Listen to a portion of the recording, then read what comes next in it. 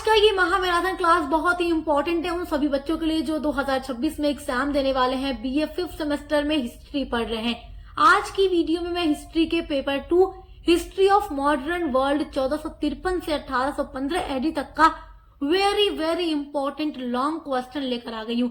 मेरे प्यारे बच्चों, अभी तक आपने कुछ भी नहीं पढ़ा, आपको बहुत टेंशन है, तो आज की वीडियो में जो बता रही हूँ बस इतना पढ़ लो, इतना पढ़ लोगे बहुत अच्छे नंबरों से पास हो जाओगे।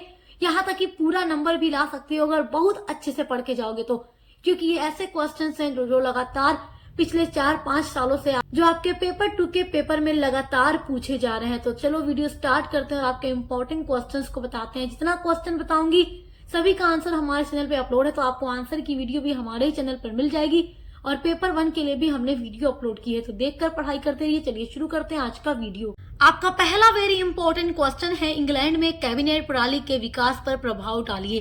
तो जब आप इंग्लैंड में कैबिनेट प्रणाली के विकास के बारे में पढ़ते हैं तो उससे पहले आप इंग्लैंड की क्रांति के बारे में पढ़ते हैं जो 1688 ईस्वी में जेम्स द्वितीय के शासनकाल में संपन्न हुई थी, और ये विश्व के इतिहास में पहली राजनीतिक क्रांति थी। यानी इससे पहले अभी तक विश्व के किसी भी देश में राजनीतिक क्रांति संपन्न नहीं हुई थी। इंग्लैंड पहला देश था जहां राजनीतिक क्रांति संपन्न हुई थी 1688 ईस्वी में, जिसको विश्व के इतिहास में रक्तहीन क्रांति, श्वेत क्रांति, शानदार क्रांति या गौरवपूर्ण क्रांति के नाम से जाना जाता है।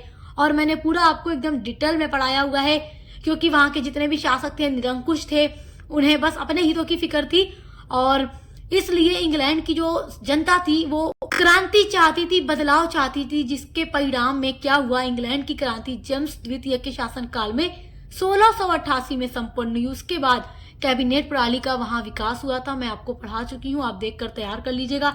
सब कुछ आपको पढ़ाया गया है। आपको यहाँ हमारे चैनल पे कोई भी टॉपिक ऐसा नहीं है जिसकी वीडियो आपको हमारे चैनल पे न मिले।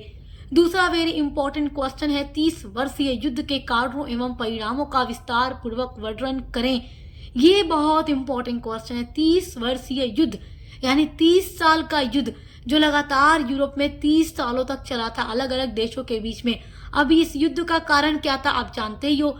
इसका कारण एक धार्मिक संघर्ष था। धार्मिक संघर्ष का मतलब देखो, आप जब पुनर्जागरण के बारे में पढ़ते हो उसके बाद आप यूरोप में धर्म सुधार आंदोलन के बारे में पढ़ते हो, जिसमें मार्टिन लूथर ने बहुत बड़ी भूमिका निभाई, जो जर्मनी के निवासी थे। उन्होंने एक आंदोलन चलाया, प्रोटेस्टेंट आंदोलन, जो आगे चलकर एक नए धर्म का रूप लेता है और ईसाई धर्म 2 गुटों में बढ़ जाता है, कैथोलिक और प्रोटेस्टेंट। तो अब जो कैथोलिकवादी थे, जो कैथोलिक धर्म को फॉलो करते थे, वो प्रोटेस्टेंट के खिलाफ संघर्ष करने लगे। तो अब प्रोटेस्टेंट और कैथोलिक धर्म के लोगों के बीचों में संघर्ष शुरू हो गया और यही कारण बनता है 30 वर्षीय युद्ध का। इसका पहला कारण तो धार्मिक संघर्ष ही था कैथोलिक और प्रोटेस्टेंट वालों के बीच में, लेकिन धीरे धीरे ये एक आर्थिक राजनीतिक कारण में भी बदलता गया, क्योंकि धार्मिक कारण के साथ साथ अलग अलग राष्ट्रों ने अपना विकास करना चाहा, अलग अलग राष्ट्रों पर अपना कब्जा जमाना चाहा, जिसके लिए युद्ध शुरू हुआ और लगातार 30 सालों तक ये युद्ध चलता रहा। तो 30 वर्षीय युद्ध के बारे में, इसका कारण, इसका परिणाम, सब कुछ डिटेल में मैंने आपको पढ़ाया हुआ है, तो आप देख कर तैयार कर लीजिएगा। यहाँ पर एक और इम्पोर्टेंट बात मैं आपसे कहना चाहूंगी। देखिए, यहाँ पर तो मैं आपको केवल क्वेश्चंस ही बता रही हूँ और इसका आंसर मैंने आपसे कहा है आपको प्लेलिस्ट में पेपर 2 की मिल जाएगा पूरा आंसर। और साथ ही साथ जो एक महामैराथन क्लास है जिसमें मैंने इम्पोर्टेंट क्वेश्चंस के साथ साथ सभी के आंसर भी आपको प्रोवाइड किए हैं, तो आप उस वीडियो को भी जरूर हमारे चैनल पर विजिट करके देखिएगा, जहाँ से आपका पूरा आंसर भी तैयार होगा। आपको एक आइडिया मिलेगा कि एग्जाम में जाकर हमें अपने क्वेश्चंस का आंसर किस तरीके से लिखना है। तो वो वीडियो देखने के बाद ही एग्जाम देने जाइएगा, तो आप पूरा नंबर लेकर आ पाएंगे। चलिए तीसरा क्वेश्चन देखते हैं, 15वीं शताब्दी के यूरोप की राजनीतिक संरचना का विश्लेषण कीजिए। तो ये वाला क्वेश्चन बहुत इंपॉर्टेंट है और ये मैं आपको यूनिट नंबर 1 में पढ़ा चुकी हूँ कि 15वीं शताब्दी में यूरोप की राजनीतिक संरचना कैसी थी। और एक प्रश्न और बनेगा, धार्मिक संरचना, राजनीतिक संरचना और धार्मिक संरचना दोनों मैंने आपको पढ़ाया, देखकर तैयार रखिएगा। चौथा इंपॉर्टेंट क्वेश्चन है, अमेरिका की क्रांति के कारणों एवं परिणामों की चर्चा कीजिए। तो अमेरिका की क्रांति के बारे में भी आप पढ़ चुके हैं, जो 1776 में हुई थी, और इसके कारण, इसके परिणाम सब मैंने आपको पढ़ाया हुआ है। देखो, अमेरिका भी पहले उपनिवेश रह चुका है, लेकिन ये बहुत पहले ही आजाद हो गया था, तो उसकी क्रांति आप पढ़ लीजिएगा, मैंने पूरा डिटेल में आपको पढ़ा दिया है। आपका 5वां इंपॉर्टेंट क्वेश्चन है, देखो ये क्वेश्चन बहुत इंपॉर्टेंट है, नेपोलियन बोनापार्ट के बारे में है। देखो, फ्रांस की क्रांति जब होती है उसके बाद फ्रांस में एक शासक आते हैं, नेपोलियन बोनापार्ट। तो नेपोलियन बोनापार्ट के बारे में मैंने आपको पढ़ाया हुआ है। तो नेपोलियन बोनापार्ट द्वारा किए गए प्रमुख सुधारों का वर्णन कीजिए। इन्होंने फ्रांस में काफी बदलाव किया, काफी वहां पर सुधार किया, अलग अलग नीतियां बनाई, अच्छी खासी नीतियां बनाई, सुधार बहुत किया। तो इनके सुधार के बारे में आपको पढ़ करके जाना है। ये क्वेश्चन कई बार बीए के एग्जाम में रिपीट हो चुका है। आपका छठा वेरी वेरी इंपॉर्टेंट क्वेश्चन है, प्रोटेस्टेंट धर्म पर एक टिप्पणी लिखिए। देखिए, पिछले कई सालों से जो क्वेश्चंस आ रहे हैं एग्जाम में वही मैंने इस वीडियो में आपके लिए रखा है, तो इनको पढ़ कर ही जाइएगा। अगर आप सोच रहे हैं कि वीडियो देख लें और फिर इग्नोर कर दें, फिर भी परेशान रहें कि क्या पढ़ें, तो फिर आप ही बाद में पछताएंगे कि मैम की वीडियो हमने देखी थी तो हमें वही क्वेश्चंस पढ़ लेने चाहिए थे, क्योंकि देखो एग्जाम में सारा क्वेश्चंस वहीं से आ गया है। तो प्रोटेस्टेंट धर्म क्या है आप ये जानते हो। मार्टिन लूथर ने एक धर्म आंदोलन चलाया था, मतलब धर्म सुधार आंदोलन चलाया था, जो कि जर्मनी के निवासी थे। और उन्हें वो आंदोलन क्यों चलाया था? क्योंकि यूरोप के कैथोलिक चर्च में काफी ज्यादा भ्रष्टाचार और बुराइयां फैली हुई थी, जिनको समाप्त करने के उद्देश्य से मार्टिन लूथर ने एक आंदोलन शुरू किया, धर्म सुधार आंदोलन, जिसको आगे नाम दिया गया प्रोटेस्टेंट आंदोलन, जो धीरे धीरे एक धर्म के रूप में विकसित होता चला गया और बहुत सारे लोगों ने इसको फॉलो किया। इसका मेन उद्देश्य था कैथोलिक चर्च में व्याप्त भ्रष्टाचार और बुराइयों को समाप्त करना। और जब ये एक धर्म के रूप में विकसित हो जाता है तो ईसाई धर्म दो गुटों में बढ़ जाता है, कैथोलिक और प्रोटेस्टेंट, और इनके बीच संघर्ष शुरू हो जाता है और इसका परिणाम आप 30 वर्षीय युद्ध के रूप में देखते हैं। चलिए अगला इंपॉर्टेंट क्वेश्चन देखते हैं। यूरोपीय पुनर्जागरण के फलस्वरूप सामाजिक, धार्मिक एवं आर्थिक क्षेत्रों में हुए परिवर्तनों की समीक्षा कीजिए। जो 14वीं शताब्दी में पुनर्जागरण हुआ था, यूरोप के इटली से शुरुआत हुई थी, फ्लोरेंस नगर से शुरुआत हुई थी, तो इटली से ये पूरे यूरोप में फैला। आपने देखा कि जब पुनर्जागरण हुआ तो लोग दोबारा जीवित हुए। दोबारा जीवित होने का मतलब ये नहीं कि मर कर जिंदा हो गए। दोबारा जीवित का मतलब कि पुराने ख्यालात को छोड़ करके, पुराने जो रीति रिवाज थे उनको छोड़ करके नई चीजों को अपनाना शुरू किया। पहले लोग एकदम रूढ़िवादी तरीके से जिया करते थे, धर्म के आधार पर सोचा करते थे, लेकिन फिर लोगों ने हर एक चीज को तर्क और विज्ञान के आधार पर भी सोचना शुरू किया। सामाजिक, धार्मिक, आर्थिक हर क्षेत्र में काफी अधिक परिवर्तन आया था। साहित्य, कला, हर एक फील्ड में आप बहुत ज्यादा परिवर्तन देखेंगे। और मैंने यूनिट नंबर 2 में आपको पुनर्जागरण के बारे में पढ़ाया है, तो आप देख कर तैयार कर लीजिएगा। क्वेश्चन इंपॉर्टेंट है, यहाँ से लॉन्ग एंड शॉर्ट दोनों में क्वेश्चन आते हैं।